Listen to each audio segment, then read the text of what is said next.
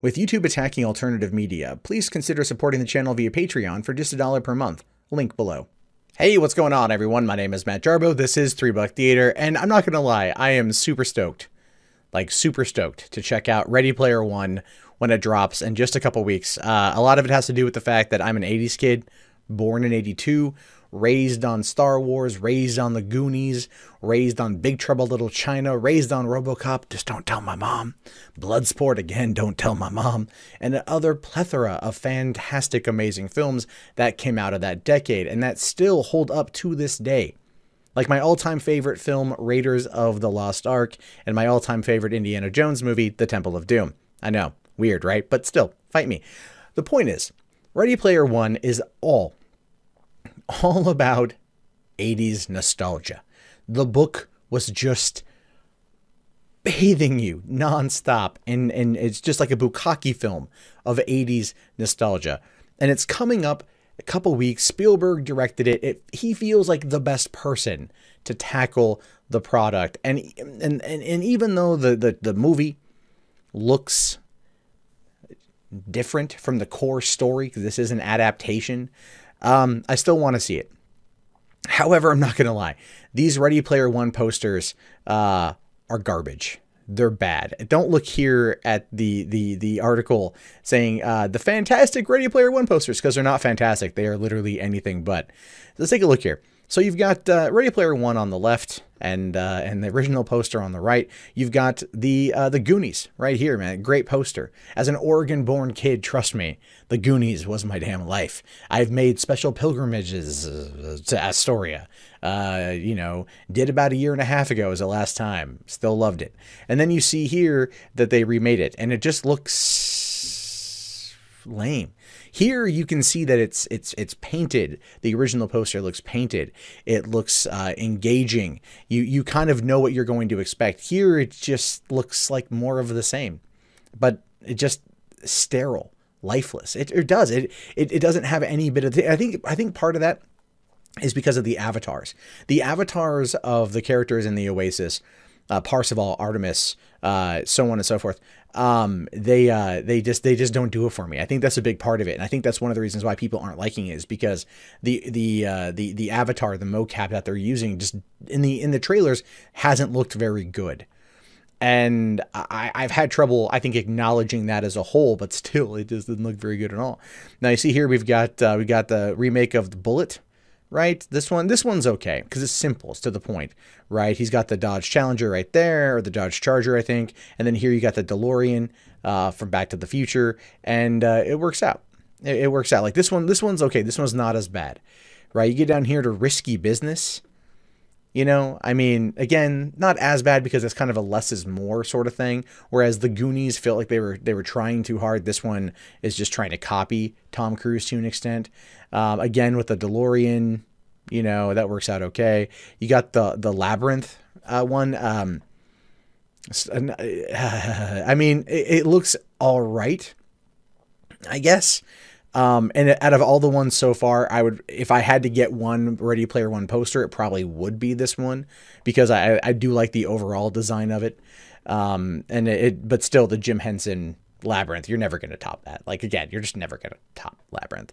You got The Matrix. Now, this takes us out of, that and Bullet take us out of the 80s motif, which I think is being done as a way because they want to show us pop culture references from other decades, other generations. If you've seen the trailer, you see Iron Giant makes an appearance. Iron Giant wasn't a movie until the 1990s. Tracer from Overwatch makes an appearance. That's a game that came out in 2016. The Matrix here, 1999, I believe March 31st, 1999, if I recall correctly, which is kind of one of the reasons why it's interesting that they are in fact choosing to mock up this poster, because the movie releases almost 19 years after the release of The Matrix. So it's just, I mean, to the day, almost to the day. Interesting, kinda. You got here The Lost Boys, and this one's lame. It just looks ham-fisted, something you could find in a Reddit Photoshop battle, and I'm pretty sure Reddit's already had a lot of fun with this. The Breakfast Club, again, just like, oh, you're trying so hard to make it. Just, no, you can't top Zemeckis, you can't top John Hughes. Yeah, you know, you just can't do it. Iron Giant, this one, all that's really changed is just Parzival versus the boy from Iron Giant in the title. But I mean, I'm wondering how big of a role the Iron Giant's going to play. Will Vin Diesel come back to voice the character? That I have no idea. The Rambo First Blood Part 2. It just, again, this looks like first year graphics, like first year posters. Like this was given to a class of first year design students, right? Like they're like, okay, so here's some assets from Ready Player One coming out. Why don't you guys go and find your favorite movie poster and make it work? Just make it a thing. It's okay. No one's gonna see it. Little did they know that, you know, this is the official marketing for the film. I mean, and I understand it, and I understand the reasoning why, but it's just, oh no, Beetlejuice. Oh, that is bad. That is so bad. Oh my God. Oh God, Blade Runner. Blade Runner's not as bad. Blade Runner's not as bad. I mean, obviously, you know what they're going for here, but Blade Runner's that's not as bad. That one's actually kind of all right. I'll give that one a pass, mostly because I love Blade Runner. But this one here, this one is just offensive. This Back to the Future knockoff is just offensive to an extent because it just looks so freaking horrible. Right? It just looks so freaking horrible. And these have been plastered all over Los Angeles. These have been plastered all over the internet. And quite frankly, no one is happy about them. No one is clamoring for more of these posters. In fact, most of the reaction has been like, it's kind of lame. Pretty damn lame. Oh my God, that's pretty horrible. Now, that's not to say that the movie is going to be bad.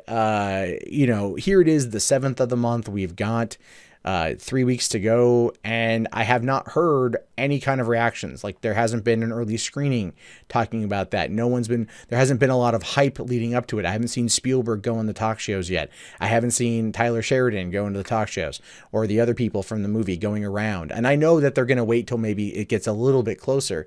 But if this is the first bout of the marketing blitz for Ready Player One, I'm a little afraid of what's going to come next. Now, granted, the final trailer dropped right before Black Panther last month. Unfortunately, the trailer for that wasn't before my screening of the film, so I haven't seen it on the big screen yet. The thing is, I plan on seeing it day one because I blasted my way through the book a couple years ago, and I love the story, and I really want to see what they do with it.